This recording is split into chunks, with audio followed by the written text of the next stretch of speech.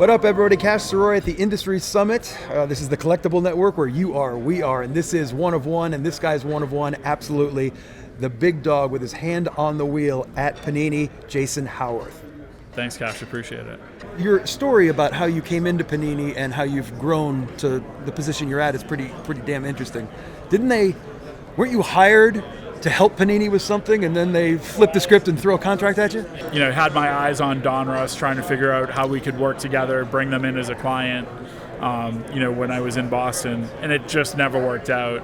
And then Panini bought Donruss. Yeah. And so I get the opportunity to sit down and, pitch Mark from a business perspective and get them to join as a client. And so we launched, Panini in the U.S. market with the Adrenaline Tour and with the NBA license in 2010, or 2009 actually, rolling into 2009 and 2010. And then in August of 2010, Mark asked me to join Panini. And I thought, wow, this is incredible. I would love to do that. Can I do it from Boston? And he was like, no, you have to move to Texas. And I thought, you're out of your mind. There's no chance I'm moving to Texas. And even if you convince me, there's zero chance you'd convince my wife. And she was the one that was like, we should totally do this. Let's go on this adventure and figure it out. And I was like, all right. And here we are 11 years later. That's fantastic. It's insane. Talk a little bit about the run that the industry has been on the last couple of years. It's really hard for anybody to know what anything's going to happen in the future in anything. Yeah. And you guys have done a great job for a long time, but this fire that was lit the last couple of years is pretty unprecedented. Yeah, it's incredible. I think about, I joined Panini in October of 2010. And just getting our feet into the mix and into the marketplace, and the market, was challenging back then, for sure. And then as we started to really kind of build out and focus on, much like what we did here today, really dialing in on working with the athletes and bringing them to life from our cards and telling their stories. We just started to build off of that, and the next thing we're making these runs, and I think that case breaking is a big piece of like where you started to see some of this stuff pop from a mainstream perspective, which was huge for us. Yeah. We embraced case breakers right from the very beginning, even when it was challenging to embrace them, in the community. But I think that's the thing that for me is so great about Panini, is that we're always willing to step out and push in and try to evolve and grow the market. Yeah. We launched our platforms in China in August of 2019 to coincide with Kobe's birthday.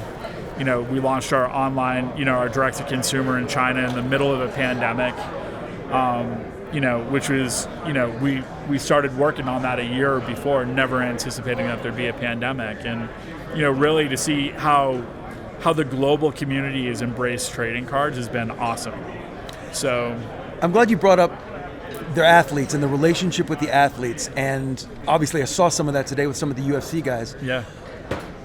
I don't think there's a better way to sell your work, your team's work, your company's work, than to hear those guys talk about the way that you have handled them. Yeah. How pleased they are with you guys handling everything, saying what you're going to do, and then doing what you say. Yeah. And that is the best way, I think, to continue that momentum with future athletes, right? Absolutely. It's one of those things that, I always say, like, it's a 2.5 by 3.5 piece of cardboard, and no one has any clue about what goes on and all of that other stuff behind the scenes, making it work, fostering the relationships with the athletes so that the athletes think about you as a true partner. Because when they think about you as a true partner, then they're compelled to want to sign the cards and do the things that they need to do. And so we've had great athletes that have been great partners for us, and they recognize it. As they evolve in their careers, as they grow. I tell these kids that come into the leagues all the time, when we're at the Senior Bowl or somewhere else, like, our relationship with you starts today. And it's not going to end until you're retired. You're still going to be signing cards with us when you're 40, 50 years old. You're 20 years old right now. Yep. They don't realize that, at that moment. But as they start to see it take shape, they realize, whoa, this is a long-term partner. This is someone that is going to be with me, like, whether I've got a sneaker deal or something, like, That's great. That'll go away at some point. Yep. The trading card, signing cards doesn't go away.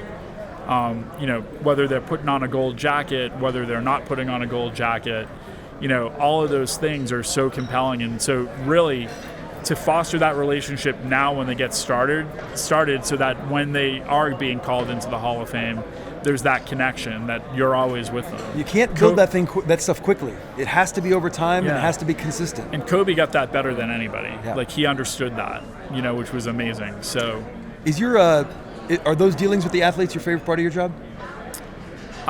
Depends on the day, depends on the athlete. Today was a great day. Yeah.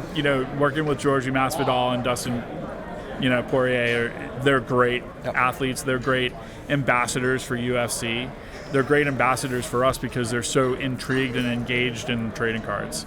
I can't sit down with you without talking a little bit about the news of the last several weeks and whatever. And what I find striking about your energy and positivity and everybody that I've talked to on your team, I feel like the news of the shakeup in the industry was probably a little bit of a gut punch, maybe a couple weeks ago when it happened. But I feel everybody pulling in the same direction, and you do so much great work. Your team does so much great work, and there's so much great work to be done, and how things are going to pivot and change. How are you as a leader handling the changing climate? There's not really a changing climate for us. I mean, the way that we're looking at things is like, we've, 5 years is an eternity in this industry. Like I said, I start year 11 in October with Panini, and to think about where we were. How quick did it happen? How quick did 11 years go by? I know, it's insane. Yeah. I think about like that first year when I came in and Panini lost money, and those years where we didn't make the money that we were supposed to make, and we suffered for it. I kind of break up my Panini time in in 5-year increments because it's easy now because I start year 11 in October. So those first 5 years we were grinding, fighting, trying to prove ourselves, do everything we needed to do. Last 5 years, including 2 years of a pandemic or whatever, we've grown this category exponentially. We drove the category. Yep. There's no denying that.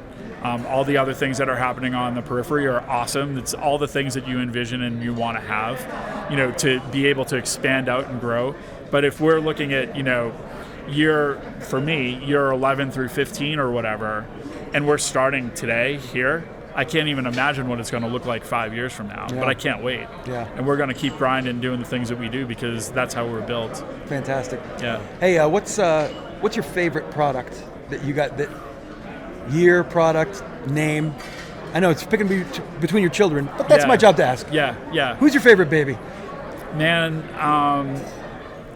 I'm gonna say Prism. I love Prism, and I love it because I love the things that kind of I saw the inner workings behind the scenes before Prism was ever Prism, of like what that was going to be and how that was going to work and the challenges that we faced getting into that space, and then to see where it is today is absolutely incredible. So you just walked into it. I've been asking everybody that sat in that chair from your company, when was the first time they heard the word Prism? And what did it mean, and what were you trying to accomplish? Well, tell me the story of that genesis. Yeah, obviously we wanted to build a product that was compelling, that had that metallic foil that really popped off the cards, that was a bit different from what else had already been in the marketplace. And so I think about like that. I think about that class. It was tied to Andrew Luck's rookie class. Yeah. And I remember doing the ad, to promote Prism, and we had Andrew on it, and we had, RG3 in it. We had all these guys in the ad to promote the Prism brand, and then to see like, okay, we want to make this something bigger than that. How are we going to do that? And so we launched our first FIFA World Cups, trading card product around the Prism brand, and so all of a sudden you've got World Cup global recognition into the marketplace on trading cards for the first time. And we used the Prism brand, and that helped elevate it to that next notch and propel it. And then you roll into the basketball classes. I always think of, and I'm biased because because I'm Boston, right? It's okay, let it go. So I think Jason Tatum rookie class started this snowball. You follow that up with the Luka Trey class, and then you follow that up with the John Morant Zion class, and here we are today from we make videos, obviously, with Dallas Mavericks and with Luka. Yeah. We made videos with Dirk for years for in-game entertainment. So Luka holds a close place in our heart here. Yeah.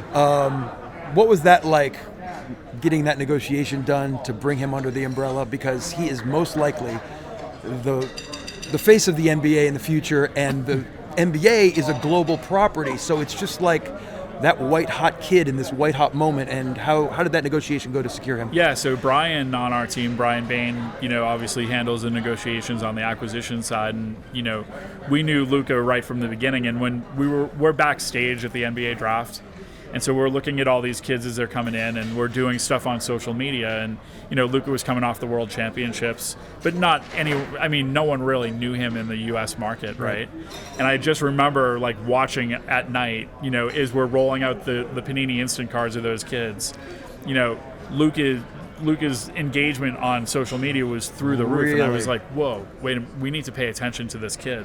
And this was before I'd ever seen him play. Yep. So I was like, wow, we need to pay attention to this kid. And then we dug in at the rookie photo shoot with Luka. He's in Dallas. We worked through that rookie year and all that other stuff. And then, he evolves, and just to see, you could tell, his energy, the way he plays on the court is so, it just makes you excited. You want to watch him play. Yeah. It's one of those things. And so there's few players that have that kind of, fun energy where you're just watching them. You want to watch them play because they're enjoying it so much. Yeah. And so, and Luke is that guy. And so we knew right from the jump, we got to find a way to figure this out. Yep. So, and Brian and the team and all of us we all stepped in from a product development perspective, from an acquisitions perspective, from a marketing perspective to how do we take an athlete and make him bigger than that for us. Yep. And that's what we've done with Luka. That's what we've done with a lot of the other guys too. Cool. I've used up enough of your time. One final question. Asked everybody this question as well. 2 or 3 players that, Luka doesn't count, Pat Mahomes, the big names don't count, that are a $15, $50, $100 card right now that in 3 years is going to be a $3,000 card. God. Man. And any sport, by the way. Any sport. I see Tone in the corner. And I got to say Mac Jones. I got to say my boy. Is that because you're Bama or Patriots? Patriots. Okay. So, I'm a Dolphin. QB1. On the basketball side, God, there's so many, hard to say on that front. I think Cade Cunningham is going to be a great player. Very interesting to see how you guys handle the product with him. Yeah.